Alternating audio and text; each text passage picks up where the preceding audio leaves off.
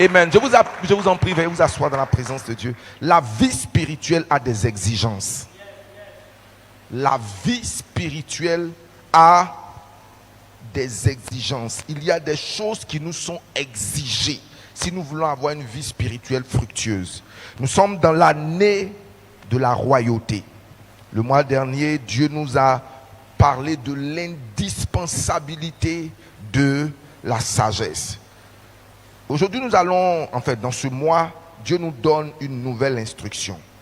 J'aimerais te parler ce matin très brièvement du Dieu des lieux et du positionnement. Il n'y a pas de roi sans domaine. Il n'y a pas de roi sans territoire. Alléluia. Prenons nos Bibles dans le livre de Proverbes chapitre 27, verset 8. Merci Ayo. Proverbes chapitre 27, le verset 8. Tu ne seras pas vagabond au nom de Jésus. La Bible procède par analogie. Regardons le texte. Lisons ensemble 1, 2, 3. Comme l'oiseau erre loin de son nid, ainsi est l'homme qui est loin de son lieu. Le nid représente pour l'oiseau le lieu de la sécurité, du repos, de la protection et de la fécondité. J'aimerais te dire, bien-aimé, que toi également, Dieu a un nid pour toi.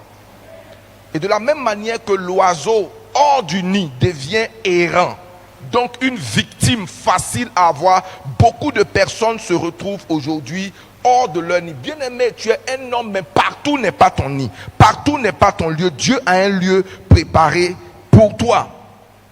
Alléluia. Un oiseau loin de son nid est exposé aux prédateurs, aux intempéries et à l'épuisement. Ça ne sera pas ton cas au nom de Jésus. De la même manière que l'homme qui s'éloigne du lieu que Dieu lui a assigné devient vulnérable spirituellement, émotionnellement et même parfois matériellement. Souvent tu ne souffres pas parce que le diable est trop fort. Tu souffres parce que tu n'es pas au lieu que Dieu a prévu pour toi. Est-ce qu'on est ensemble? Lorsque tu n'es pas au lieu que Dieu a prévu. Vous savez, quand Dieu a créé l'homme, il l'a mis dans un lieu spécifique. Exode chapitre 23, verset 20. Exode 23, le verset 20. Dieu ne te donne pas un rendez-vous seulement avec un calendrier, il te donne rendez-vous avec un lieu. Dieu te donne rendez-vous dans un lieu particulier. Est-ce que quelqu'un avec moi? Dieu est un Dieu d'adresse. Est-ce qu'on peut lire le verset 20 de Exode 23? Lisons tous ensemble. 1, 2, 3. Voici, j'envoie un ange devant toi. Et la Bible dit le 6e mois, un ange fut envoyé à Marie. Ce mois, tu auras une rencontre avec un ange. Oh, je dis dans ton sommeil, un ange va se révéler à toi. Un ange va te dire, voici l'adresse de ta prospérité. Voici l'adresse de ton mariage. Je vais expliquer ça tout à l'heure. Revenons au texte. Voici, j'envoie un ange devant toi pour te protéger en chemin, pour te faire arriver où ça? Au lieu que j'ai préparé. Donc il y a un lieu que Dieu t'a préparé. Bien aimé, quand tu arrives au lieu que Dieu a préparé, c'est vraiment préparé. Amen. Dieu ne fait pas des choses non préparées. Souvent tu arrives à une cérémonie, c'est maintenant qu'on est en train d'organiser. Ce n'est pas Dieu. Quand Dieu te prépare, quand tu arrives, tout est disposé en ta faveur. Exode 23, allons au verset 23. Le même texte, allons au verset 23. Aide-moi à dire à ton voisin, mon lieu n'est pas ton lieu. Il dit, mon ange marchera où ça? Devant toi. Et te conduira où ça? Chez les Amoréens. Deuxièmement, chez les Essiens. Troisièmement, chez les Phérésiens. Quatrièmement, chez les Cananéens. Sixièmement, chez les Éviens. Septièmement, chez les Jésusiens. Et je les... Cela veut dire que à chaque saison de notre vie, Maman Nguessan, Dieu te conduit. Mais le danger de beaucoup de personnes, c'est de croire que l'adresse d'hier était une adresse permanente.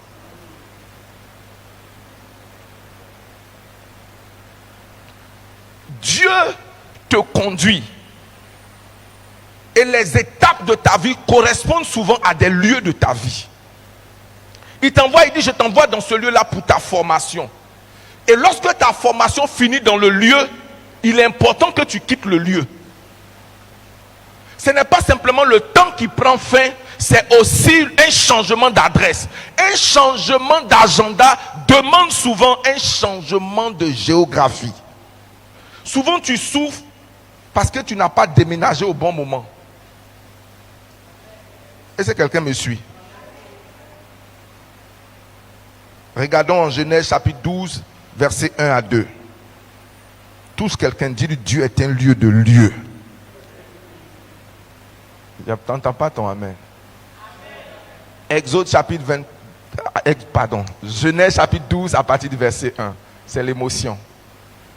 1, 2, lisons ensemble. L'Éternel dit à Abraham, va-t'en de ton pays. Deuxièmement, de ta patrie. Troisièmement, où ça? De la maison de ton père. Pour quelle adresse? Pour un lieu que je te montrerai. Et il dit à la suite, je te bénirai. Je rendrai ton nom grand. Cela veut dire que les choses que j'ai pour toi, je les ai positionnées à une adresse spécifique. Ton adresse de naissance, ta nationalité de naissance n'est pas forcément ta nationalité de bénédiction. Peut-être que tu es né à Gozé-Guinée, ou tu es né à Divo, ou tu es né quelque part. Mais laisse-moi te dire, le lieu de ta naissance n'est pas le lieu de ta manifestation. Nous servons un Dieu omniprésent, mais qui agit souvent à travers des lieux spécifiques. Dieu est partout, c'est une réalité. Mais toutes les manifestations de Dieu ne se produisent pas partout et de la même façon. Dans la Bible, nous voyons que Dieu bénit des hommes, mais il les appelle aussi à des lieux précis. Il y a des bénédictions liées à l'obéissance, mais il y a des bénédictions également liées au positionnement. Beaucoup de personnes prient pour la faveur, ils prient pour la prospérité, ils prient pour l'accomplissement. Certains même prient pour le mariage, mais Dieu t'a donné rendez-vous à un lieu pour le mariage. Dis amen bien. Regardez, les plus grands mariages dans la parole de Dieu étaient le produit d'un déplacement. Qui connaît l'histoire de Naomi et de Ruth? Elle a dû se déplacer. Et quand elle est arrivée, Naomi s'est comportée avec elle comme une coach. Elle dit, pendant que tu vas aller glaner, voilà ce que tu vas faire. Et quand l'homme va aller se coucher, va et couche-toi au niveau de ses pieds. Lorsque Abraham vous faisait une femme pour son fils, il lui dit, voici ce que tu dois faire. Dieu ne t'a pas privé de bénédiction. Dieu ne t'a pas privé de percée. Dieu ne t'a pas privé d'honneur. Le problème, c'est que tu te trouves au mauvais endroit. Tu es comme un poisson qui essaie de prouver qu'il est fort en essayant de grimper un arbre. Je ne sais pas si vous avez compris mon image. Touche quelqu'un, dis-lui tu es un poisson.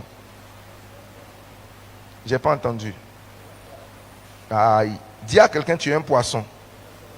N'essaie pas de prouver en essayant de grimper un arbre. Tu ne vas pas réussir. Alléluia. Le premier homme a été placé avant d'être occupé.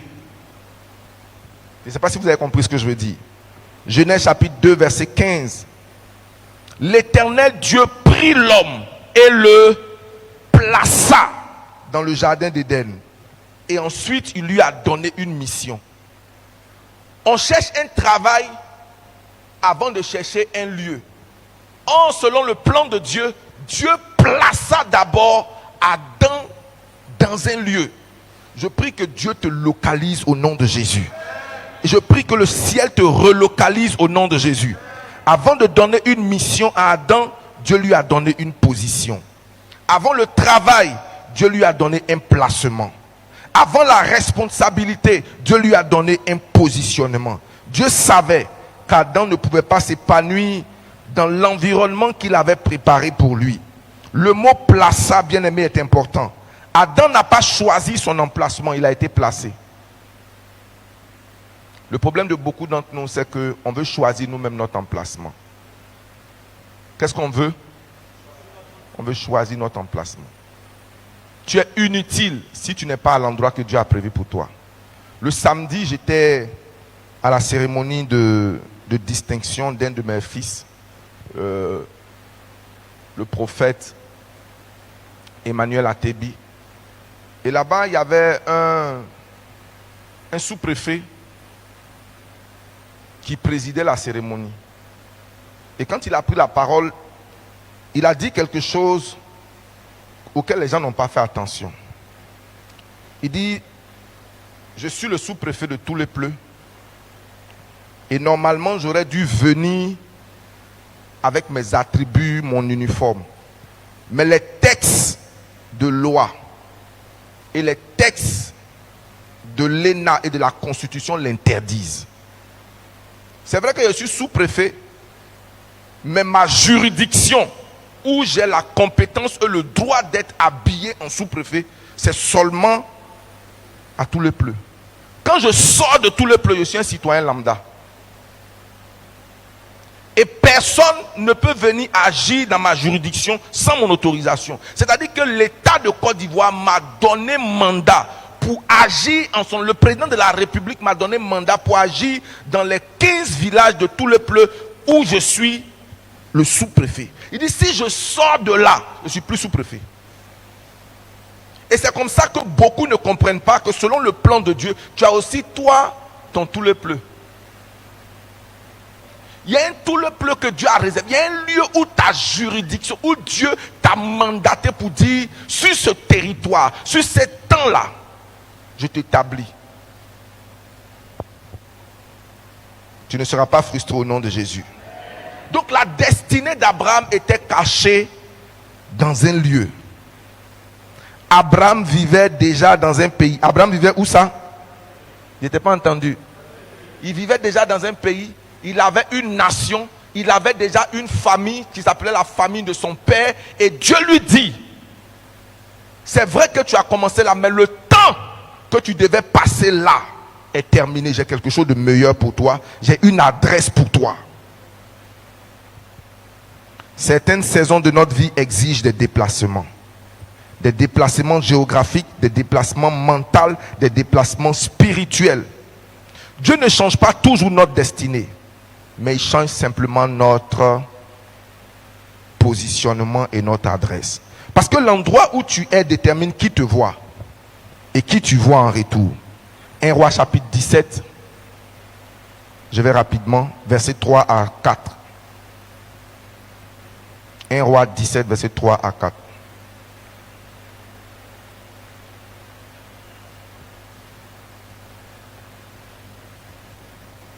Si je vous parle de ma vie personnelle, la plupart des combats et des souffrances inutiles sont arrivés lorsque je suis resté dans un endroit plus que Dieu ne l'a permis. C'est-à-dire que lorsque le temps, c'est Dieu qui a dit vas-y. Mais quand il dit pars, c'est pour accomplir quelque chose, pour apprendre quelque chose, pour recevoir quelque chose. Et après le temps, Dieu lui-même envoie un signal pour dire le temps est arrivé. Et souvent on a nos considérations personnelles. On a notre non, mais pourquoi maintenant? C'est comme un produit périmé. Quand un produit est périmé, il devient toxique. C'est-à-dire le même médicament qui pouvait soigner. Je parlais avec Dr Denji qui me disait que dans les pharmacies, il y a certaines pharmacies qui... Moi, je pensais que tous les pharmaciens étaient riches. Mais il me rend compte que il y a des... Comment on appelle ça? Des produits périmés. Il y a des gens qui commandent. Et puis quand c'est périmé, là, tu n'envoies pas au grossiste. Hein. Ce sont tes pertes. Ce sont comment? Ça veut dire que les gens n'ont pas payé le médicament au moment où il était encore utile. Donc il y a des choses qui peuvent être utiles aujourd'hui, mais qui ne le seront pas demain. Le lait peut être de bonne qualité. Et le lait, c'est l'un des produits qui se périment rapidement. C'est-à-dire que tout n'a pas là, le même niveau de péremption. Que Dieu nous enseigne au nom de Jésus. J'ai dit que le ciel nous enseigne. 1 Roi chapitre 17, verset 3. Pars d'ici. Pars d'ici. Et fais quoi? Dirige-toi vers l'Orient. et cache-toi près du torrent de Kérit, qui est face au Jourdain. Là, il s'agit d'Élie. Vous allez voir que Dieu a dirigé Élie en 4 saisons principales de sa vie. À un moment donné, Dieu lui dit, apparaît en public. Il faut défier les prophètes de Baal. Faut défier Jézabel. C'était ce que Dieu voulait pour lui. Et après cette saison, Dieu lui dit, cache-toi. Souvent après une saison de gloire, tu penses que c'est le moment de te montrer, de te prouver, de dire que je suis grand. Tu acceptes les invitations. Dieu peut te dire, ce n'est pas le moment. Non, mais pourquoi est-ce que tu te caches? Tu viens d'accomplir une telle chose. Dieu lui dit, cache-toi. Cache-toi. Combien de personnes souvent acceptent l'anonymat après un temps de gloire? De s'effacer. Et souvent tu t'exposes. Et comme c'est hors de l'agenda, hors de l'adresse de Dieu, tu vas à des endroits où tu souffres. Je peux parler de lui parce que je le connais personnellement. Vous avez entendu l'histoire d'Excel. Dès que j'ai vu ça sur les réseaux, je me dis, ah, Excel, il est en train de créer encore quelque chose. Mais cette fois, quand je l'ai écouté, j'ai senti beaucoup de sincérité. Parce que je sais qu'à un moment donné, Dieu lui a donné un succès. Et il s'est invité à des endroits où Dieu ne l'a pas invité. Et quand Dieu ne t'invite pas à des endroits où tu vas souffrir ce que Dieu n'a pas prévu pour toi. Est-ce que c'est Dieu qui t'envoie? Il va perdre son enfant. Il va perdre son mariage. Il va perdre beaucoup. Il va perdre la santé. Il va perdre beaucoup de choses. Et comment est-ce que j'ai capté qu'il était sincère? Quand il a commencé à dire, à un moment donné, l'argent a pris le dessus. Et puis, on faisait beaucoup de choses. Est-ce que... Ok. Le second point, Dieu lui dit, va-t'en dans la brousse. Où ça? Il dit, tu vas te nourrir de l'eau du torrent. Et je vais te demander à un corbeau de te nourrir. Je vous ai donné l'image du corbeau. Le corbeau, c'est l'animal impur. Le corbeau, c'est l'animal le plus avare. Dieu peut utiliser des hommes bizarres pour te nourrir. Donc il est là, il est nourri par le corbeau. Et puis il est bien. Et puis un jour, il arrive au torrent, l'eau a tari. Le corbeau n'est pas venu. Dieu lui dit, déplace-toi, c'est fini. La période du torrent, la période du corbeau là, c'est fini. Il demande à Dieu, maintenant, c'est quoi la prochaine adresse? Il dit, descends en Samarie. J'ai donné des ordres à une veuve de te nourrir. Tu peux avoir une vie assez compliquée. Hein. C'est-à-dire que Dieu, quand il t'envoie, imagine quelqu'un qui vient du corbeau, Dieu l'envoie et puis il dit, je n'ai pas ordonné à la personne la plus riche de Samarie. Il dit, en Samarie là, c'est une veuve. Si moi j'étais Élie, j'allais dire à Dieu, ton affaire est compliquée. Ton affaire comment? Au moins, dis-moi qu'il y a un homme d'affaires. Hein? Pasteur, souvent des hommes de Dieu quittent l'endroit de Dieu parce qu'ils regardent leur église et ils ne voient que des veuves. Mais pourquoi dans mon église il n'y a pas de footballeurs? Pourquoi dans mon église il n'y a pas d'hommes d'affaires? Pourquoi il n'y a pas de ministres? Élie pourrait dire, mais Dieu, je t'ai obéi. Tu as donné corbeau, le torrent. Maintenant tu m'envoies, je regarde dans l'église, c'est les veuves. Une veuve. Et puis c'est même pas que la veuve là, le malakai. Elle-même elle est piquée. Elle est comment? Elle est mal piquée. Alléluia. En fait, il croise la veuve sur le chemin. Il dit, fais-moi un repas comme j'aime. J'ai le droit parce que j'ai entendu du ciel que c'est toi qui dois me nourrir. La dame regarde le gars et dit, toi tu es sûr que tu as entendu Dieu. L'Éternel est vivant. Voilà tout ce que j'ai. Un peu de bois, un peu de farine, un peu d'huile. Je m'ai fait un truc là. Mon fils et moi on va manger et puis après ça on va mourir. Le gars dit, en tout cas, le gars qui nous a mis en contact là, c'est lui qui nous a mis dans le problème. Moi, je m'en fous de ce que tu as dans ta maison. Joe, fais-moi à manger. Au lieu de ton obéissance, tu auras la provision.